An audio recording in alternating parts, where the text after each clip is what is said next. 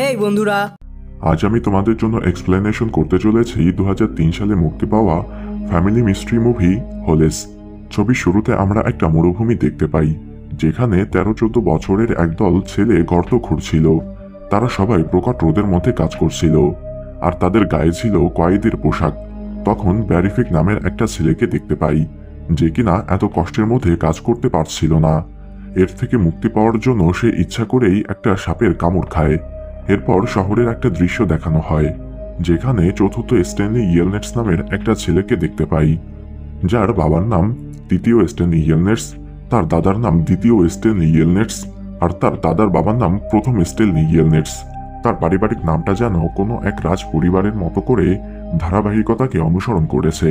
তার মাথায় হঠাৎ করে একজোড়া জুতা এসে পড়ে, যার কারণে সে মাটিতে পড়ে যায়। স্ট্যানলির পরিবার মানুষের পায়ের দুর্গন্ধ দূর করার উপায় খুঁজতে গবেষণা করছে, তাই স্ট্যানলি দুর্গন্ধযুক্ত জুতাটা তার সাথে নিয়ে যায়। কিন্তু পুলিশ তাকে গ্রেফতার করে নেয় এক সম্মানী ব্যক্তির জুতা চুরি করার অভিযোগে। পুলিশ স্ট্যানলিকে নিয়ে তার বাসায় চলে আসে, আর সেখানে অনেক জুতা দেখে তারা অবাক হয়ে যায়। পুলিশ মনে করে স্ট্যানলির বোধহয় জুতা কালেকশনের শখ আছে, তাই সে কারণে সে সুপারস্টারে জুতা চুরি করেছে। স্ট্যানলির পরিবার মনে করে তাদের ওপর এক পুরনো অভিশাপ আছে, তাই হয়তো স্ট্যানলিকে পুলিশের ঝামেলায় পড়তে হয়েছে। এরপর তাকে কোর্টে তোলা হয়, যেখানে বিচারক তাকে শুধরানোর জন্য ক্যাপ গ্রিন পুকুর নামের একটা জেলে পাঠায়, যেখানে তাকে 18 মাস রাখা হবে, আর তাকে দিয়ে কষ্টকর কাজ করানো হবে। এই জেলটা ছিল মরুভূমির মাঝে। যদিও জেলের নামের সাথে পুকুর শব্দটা আছে, কিন্তু জেলের আশেপাশে কোনোই পুকুর নেই। তবে 100 বছর আগে এখানে একটা বিশাল পুকুর ছিল। স্ট্যানলিকে জেলারের কাছে নিয়ে আসা হয়। সে স্ট্যানলিকে বলে, তুমি আজ থেকে আমাকে মিস্টার স্যার বলে ডাকবা, আর তাকে সতর্ক করে বলে কখনোই এই জেল থেকে পালানোর চেষ্টা করবে না, আর সেটা কখনো সম্ভবও হবে না, কেননা মরুভূমিতে তুমি পানির অভাবে তৃষ্ণায় মারা যাবে, আর তার সাথে মরুভূমির বিষাক্ত বিচ্ছু আর ভয়ঙ্কর প্রাণী তো আছেই। এরপর তাকে একটা জেলের পোশাক আর একটা বেলচা দেওয়া হয়। সেখানে আমরা মাদার নামের একটা লোককে দেখতে পাই, যাকে স্ট্যানলির দেখাশোনার কাজ দেওয়া হয়েছে। সে বাকি বাচ্চাদের সাথে স্ট্যানলিকে সাক্ষাৎ করায়। বাকি সব বাচ্চাদের আসল নাম বাদ দিয়ে কিছু আজব নাম দেওয়া হয়েছে, যেমন এক্সরে, পাম্পেট, জিগজ্যাক, বারিফেগ, জিরো, আরো কত কি। এদের মধ্যে জিরো সবচেয়ে ছোট। তার নাম জিরো দেওয়ার কারণ হলো সে কখনোই কথা বলে না, এর জন্য সবাই তাকে জিরো বলেই ডাকে।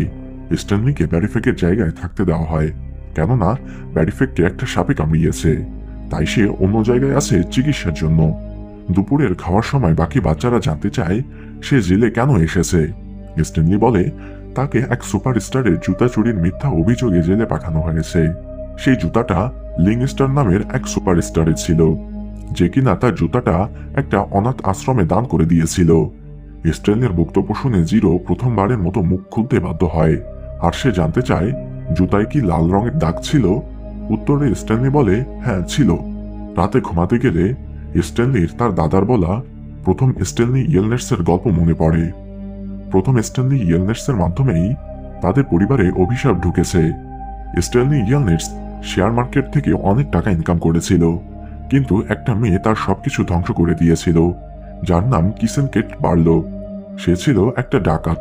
ব্যবসায়ীদের সম্পদ লুট করা ছিল তার নেশা, আর যাদেরকে সে লুট করত তাদের মুখে বার্লো একটা চিহ্ন রেখে দিত। স্ট্যানলি ইয়েলনেটস যুবক বয়সে এক মালিকের শূকরের দেখভাল করত, কিন্তু সে তার মালিকের মেয়ের প্রেমে পড়ে যায়, আর তাকে পাওয়ার জন্য সে একটা জ্যোতিষীর কাছে হাজির হয়, যার নাম madam Geronimo. Stanley ইয়েলনেটসকে madam Geronimo বলে ওই মেয়েটাকে তোমার ভুলে গিয়ে নিজের জীবনকে উজ্জ্বল করতে আমেরিকায় চলে যাওয়া উচিত। কিন্তু সে জেরোনির কথা না শুনে তার মালিকের কাছে চলে আসে তার মেয়ের সাথে বিয়ের প্রস্তাব নিয়ে, কিন্তু তার মালিক রাজি হয় না। এরপর তিনি আবারও জেরোনির কাছে আসে। জেরোনি স্ট্যানলি ইয়েলনেটসকে বলে তুমি যদি সত্যি তোমার মালিককে রাজি করাতে চাও, তবে একটা শূকরের বাচ্চা পাহাড়ের উপরে নিয়ে গিয়ে সেখানে থাকা পুকুরে পানি পান করাও, যাতে করে শূকরটা দ্রুত অনেক বড় হয়ে যাবে, আর এই শূকরের বদলে তুমি তোমার মালিককে রাজি করানোর চেষ্টা করো।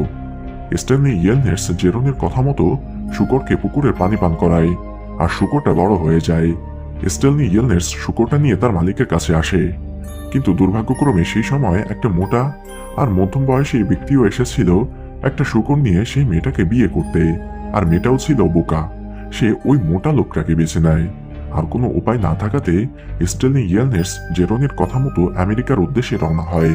কিন্তু সে ভুল করে জেরনিকে দেওয়া একটা প্রতিজ্ঞা ভুলে যায়।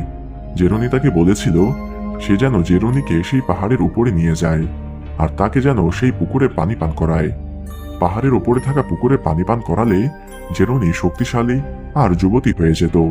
যেহেতু স্টেলনি ইয়েলনেস জেরনির প্রতিজ্ঞা ভঙ্গ করেছে, তাই জেরনি স্টেলনি ইয়েলনেসের পরবর্তী বংশধরদের একটা অভিশাপ দিয়েছে। এরপর আমরা চতুর্থ স্টেলনিকে দেখতে পাই। বেশ কিছুদিন কাজ করার পর স্টেলনি আয়ত্ত করে নিয়েছিল কিভাবে কাজ করতে হয়, কিন্তু সেখানে থাকা কোনো বাচ্চাই জানত না কেন তারা দিনের পর দিন এভাবে গর্ত ঘুরে চলেছে।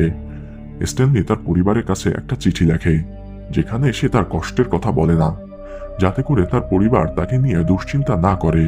একদিন গর্ত করার সময় স্টেলনি অনেক পুরনো একটা জিনিস পায়। সে জিনিসটা মাদারের কাছে দেয়। মাদার তাকে বলে, একটা সময় এখানে অনেক বড় একটা পুকুর ছিল। সেই পুকুরটা বর্তমান শহরের মেয়রের দাদার ছিল, যিনিও তৎকালীন সময়ে এই শহরের মেয়র ছিল, আর তিনি পুরো শহরটাকে কন্ট্রোল করত। সেই সময় ওই এলাকায় একটা ছেলেও ছিল, যার নাম স্যাম, যে কিনা পেঁয়াজ বিক্রি করত। তার পেঁয়াজের বিশেষ গুণ ছিল, যার মাধ্যমে যে কোনো রোগ সেরে যেত, আর মরুভূমির বিষাক্ত পোকারাও দূরে থাকত। স্যাম সেখানকার এক প্রাইমারি স্কুলের শিক্ষিকা ক্যাথরিনকে পছন্দ করত, তাই সে কিছু পেঁয়াজ ক্যাথরিনকে উপহার দেয়, আর ক্যাথরিন স্যামকে দেয় তার বানানো আচার। ক্যাথরিন ছিল খুবই সুন্দরী, তাই শহরের অনেক লোক তাকে পছন্দ করত। স্যাম ক্যাথরিনকে বলে, আমি তোমার স্কুলের ছাদ ঠিক করে দিব, তবে তার বদলে আমাকে তোমার আচার বানিয়ে খাওয়াতে হবে। ক্যাথরিন রাজি হয়ে যায়। ধীরে ধীরে তারা দুজন একে অপরের কাছে আসতে শুরু করে। এরপর একদিন ক্লাস শেষে মেয়রের ছেলে ক্যাথরিনকে বিয়ের প্রস্তাব দেয়, কিন্তু সে বিনয়ের সাথে তাকে মানা করে দেয়। স্যাম আর ক্যাথরিন যে ঘনিষ্ঠ হতে শুরু করেছে সেটা একদিন মেয়রের ছেলে দেখে ফেলে, আর রাগের বশে ক্যাথরিনের স্কুলে আগুন জ্বালিয়ে দেয়। ক্যাথরিন সাহায্যের জন্য পুলিশের কাছে আসে, কিন্তু পুলিশ তাকে সাহায্য তো করেই না, উল্টো আরো শাসিয়ে বলে খুব তাড়াতাড়ি স্যাম মারা পড়বে। ক্যাথরিন স্যামকে খুঁজতে খুঁজতে নদীর কাছে আসে, আর দেখতে পায় স্যামকে তারই নৌকাতে গুলি করে মেরে ফেলা হয়েছে। ক্যাথরিন স্যামের খুনের বদলা নিতে সেই পুলিশ অফিসারের কাছে আসে, আর তাকে গুলি করে মেরে ফেলে।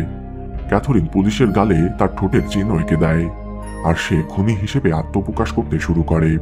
আর এই হলো সেই ডাকাত যাকে কিনা ছবির শুরুতে প্রথম স্টেলনি ইয়েলনেসের সম্পদ ছিনতাই করতে দেখেছিলাম। ক্যাথরিন ধরা পড়ার পর শহরের মেয়র তার মাথায় বন্দুক ঠেকিয়ে তার কাছ থেকে ডাকাতি করা সম্পদের সন্ধান চাচ্ছিল, কিন্তু কেট কিছু না বলেই আত্মহত্যা করে মারা যায়।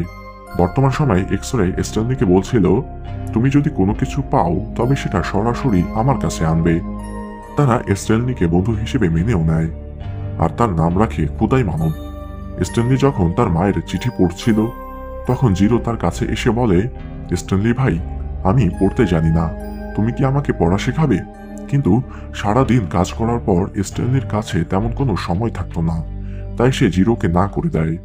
পরদিন খোদাই করার সময় স্টেনলি একটা জিনিস পায়, যার গায়ে কেবি লেখা ছিল, কিন্তু সেটা এক্সরে কেড়ে নিয়ে মাদারকে দেয় একদিনের ছুটি পাওয়ার জন্য। জিনিসটা যাচাই করতে শহরের মেয়র সেখানে আসে, আর এক্সরেকে একদিনের ছুটি দিয়ে দেয়। মেয়র বাকি সবাইকে সেই জায়গা ঘুরে ফেলার আদেশ দেয়। মেয়র মূলত গুপ্তধন খোঁজার জন্য বাচ্চাদের দিয়ে এমন কষ্টকর কাজ করাচ্ছিল, যেটা ক্যাথরিন প্রথম স্টেলনি ইয়েলনেসের কাছ থেকে ডাকাতি করেছিল। মিস্টার স্যার যখন সবাইকে পানি পান করাচ্ছিল, তখন ম্যাগনেট সুযোগ বুঝে গাড়ি থেকে এক ব্যাগ বীজ চুরি করে নেয়। মিস্টার স্যার কিছুক্ষণ পর সেটা বুঝতে পেরে আবারও সেখানে আসে বীজের খোঁজ করতে। স্টেনলি ব্যাগটা সেরে রেখে সবাইকে বাঁচিয়ে নেয়, আর সে দোষটা নিজের ওপর চাপিয়ে নেয়। স্টেনলিকে শাস্তি দেওয়ার জন্য মেয়রের কাছে নিয়ে আসে, কিন্তু মেয়র উল্টো মিস্টার স্যারকে ধমক দেয় যে সে কেন স্টেনলিকে খোদাইয়ের কাজে ছেড়ে এখানে এনেছে। স্টেনলির চোখ পড়ে সেই রুমে থাকা একটা পোস্টারের দিকে, যেখানে কিসেনকেট বার্লোকে ধরিয়ে দেওয়ার বিজ্ঞাপন দেওয়া ছিল। স্টেনলি চলে আসে তার কাজে, আর তার বন্ধুরা তাকে হিরো মানতে শুরু করে। জিরোর সাথে কথা বলতে বলতে জিরো বলে তার আসল নাম হেক্টর জেরোনি, যে কিনা ম্যাডাম জেরোনির বংশধর। তাদের মধ্যে বন্ধুত্ব আরো বাড়তে শুরু করে। একদিন জিগজ্যাগ স্টেনলিকে দুপুরবেলা মারতে শুরু করে। সে মেয়রকে বলে স্টেনলি জিরোকে পড়ালেখা শেখাচ্ছে, যার বদলে জিরো স্টেনলির জন্য খোদাই করে দেয়। স্ট্যানলি সবাইকে বলে, জিরো খুবই মেধাবী, আমাদের উচিত তাকে লেখাপড়া শেখানো। যেটা শুনে মাদার জিরোকে অপমান করে। জিরো সেটা সহ্য করতে না পেরে বেলসা দিয়ে মাদারকে একটা বাড়ি দেয়, আর সে সেখান থেকে মরুভূমির দিকে পালিয়ে যায়। স্ট্যানলি তার বন্ধুকে হারিয়ে উদাস হয়ে পড়ে। পরদিন স্ট্যানলিও জিরোকে খোঁজার জন্য পালিয়ে যায়। প্রখর রোদে অনেকক্ষণ হাঁটার পর সে জিরোকে পেয়ে যায়। জিরো একটা পুরনো নৌকা নিচে আশ্রয় নিয়েছিল। তারা দুজন কিছু দূরে পাহাড় দেখতে পায়। পাহাড় দেখে তাদের দুজনেরই কিছু স্মৃতি মনে পড়ে। তাদের মনে হয় এই পাহাড়ের সাথেই তাদের পরিবারের পুরনো ইতিহাস জড়িয়ে আছে, আর তার সন্ধান করার জন্য তারা পাহাড়ের চূড়ায় ওঠার সিদ্ধান্ত নেয়। উপরে ওঠার সময় স্ট্যানলি হাত ফসকে পড়ে যাচ্ছিল, কিন্তু জিরো তার বেলচার সাহায্যে তাকে বাঁচিয়ে নেয়, যার কারণে জিরোর হাতের চামড়া ছিলে যায়। জিরো ইতিমধ্যে খুবই ক্লান্ত হয়ে যায়, আর সে চলতে পারছিল না। তখন জিরো স্ট্যানলিকে বলে, তোমাকে আমার ভুলের কারণেই জেলে আসতে হয়েছে। সেই জুতা জোড়া আমি চুরি করে এনেছিলাম, আর ধরা পড়ার ভয়ে আমি সেটা ফেলে দিয়েছিলাম। আর এটা বলেই সে বেহুশ হয়ে যায়। স্ট্যানলি তাকে ঘৃণা না করে জিরোকে তার পিঠে নিয়ে পাহাড়ের চূড়ায় চড়তে শুরু করে। তবে মনের অজান্তেই স্ট্যানলি ইয়েলনেটসের দেওয়া প্রতিজ্ঞা পূরণ করছিল। স্ট্যানলি জিরোকে পাহাড়ে থাকা সেই পানি পান করায় যেটা ম্যাডাম জেরোনি পান করতে চেয়েছিল। স্ট্যানলির বাবাও অবশেষে একটা ঔষধ আবিষ্কার করতে সক্ষম হয়। ওদিকে জেলে স্ট্যানলির উকিল চলে আসে স্ট্যানলি নির্দোষ প্রমাণ হওয়াতে তাকে ফিরিয়ে নিয়ে যেতে, কিন্তু স্ট্যানলি তো পালিয়ে গিয়েছিল। অন্যদিকে স্ট্যানলি আর জিরো সেই গর্তে চলে আসে যেখানে স্ট্যানলি একটা স্টিল পেয়েছিল। কেননা স্ট্যানলি এতক্ষণে প্রথম স্ট্যানলি ইয়েলনেটসের গল্প আর মেয়রের রুমে থাকা ক্রিমিনাল ক্যাথরিনের ওয়ান্টেড অ্যাড দেখে হিসাব মিলিয়ে নিয়েছিল তার পারিবারিক গুপ্তধনের কথা। তারা সেখানে একটা গুপ্তধনের বক্স পায়, তবে মেয়র সেটা নিজের বলে দাবি করে, কিন্তু তার সেই দাবি টিকতে পারে না স্ট্যানলির উকিলের কাছে। কেননা সেই বক্সে স্ট্যানলি ইয়েলনেটসের নাম লেখা ছিল। তাই স্ট্যানলিকে তার পারিবারিক সম্পত্তির সাথে জেল থেকে ছেড়ে দেওয়া হয়, আর শহরের মেয়র সহ তার লোকদের আটক করা হয়, কেননা তারা শাস্তির নামে নিজ স্বার্থ চরিতার্থ করতে চাচ্ছিল। জিরো আর স্ট্যানলি তাদের পরিবার নিয়ে খুবই আনন্দে দিন কাটাতে শুরু করে। আর হ্যাঁ, স্ট্যানলি তার পারিবারিক সম্পত্তির কিছু অংশ কিন্তু জিরোকেও দিয়েছিল। আর এখানেই শেষ হয়ে যায় আমাদের আজকের ছবিটি। বন্ধুরা, আমার আজকের এক্সপ্লেনেশনটি কেমন লেগেছে জানাতে পারো কমেন্ট করে। দেখা হবে নতুন কোনো পর্বে। ততদিন ভালো থেকো, সুস্থ থেকো, আর আমার সাথে শেষ অবধি থাকার জন্য তোমাকে অসংখ্য ধন্যবাদ।